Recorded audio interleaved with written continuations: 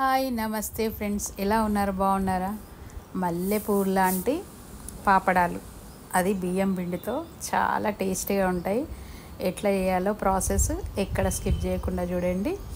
ఇంకా ఒక 2 కప్స్ పెద్ద కప్స్తో రెండు కప్స్ల బియ్యం తీసుకున్నాను. ఇవి రేషన్ బియ్యం అనమాట.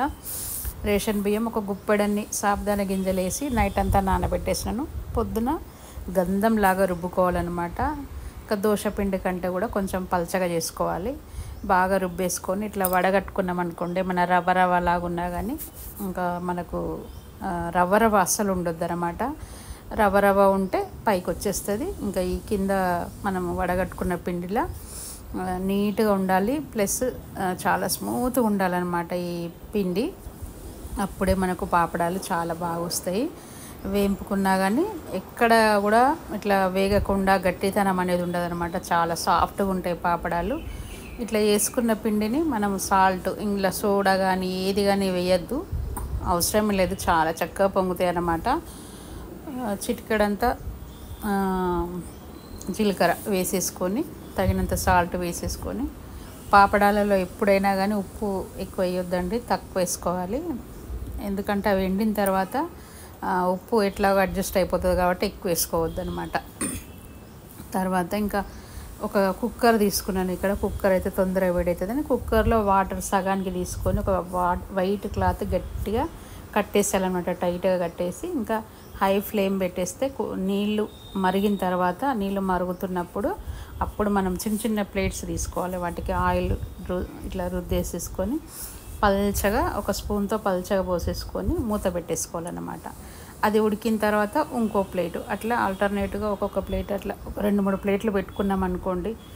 అది తీసిన తర్వాత చల్లారిన తర్వాత చాకుతో ఇట్లా తీస్తే పాపడ వచ్చేస్తుంది అనమాట. ఇట్లా ఈజీగా వచ్చేస్తుంది చూడండి.